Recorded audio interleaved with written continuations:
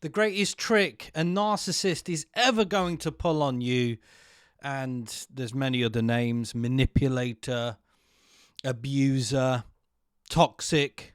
That's the one that encapsulates it all. Many, many names, but the greatest trick they're ever going to pull on you is making you believe that what's actually happening isn't happening at all. This is summed up and best known as gaslighting. The reason we fall for gaslighting so much, particularly in something like relationships, where there's a lot of intimacy, where there's supposedly meant to be a lot of trust, the reason we fall for it so much is because we're judging them based on what we do, our own actions, our own thoughts. We would never do that. Why is that person doing that?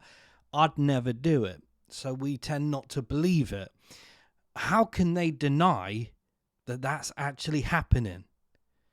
If it is, that would just be really weird. That's because that's how you think. That's not how they think. To them, it's like a game. It's like, how much can they get away with? What can I get away with here? What can I keep pushing?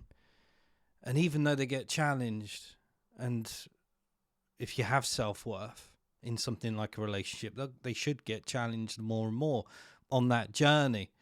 But it doesn't faze them because they actually believe themselves. They actually believe the lie.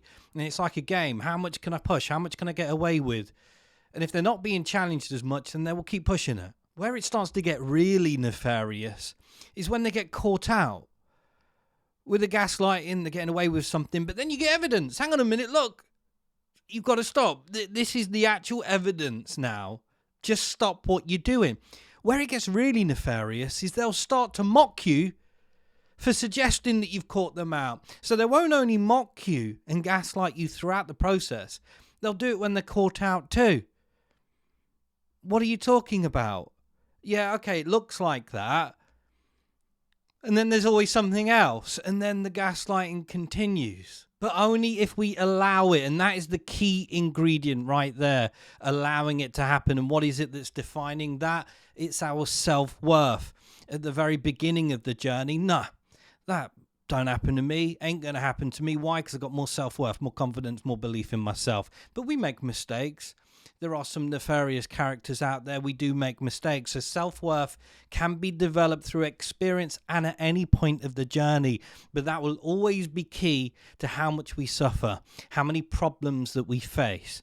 We're always going to face problems, but self-worth and the level of self-worth that we have will mean that we're facing problems that we actually want to face rather than problems being caused by manipulators, abusers, and gaslighters, because they have one thing in common: bullying. And when it comes to bullies, they're looking for easy targets. Are you an easy target? Ta-ta.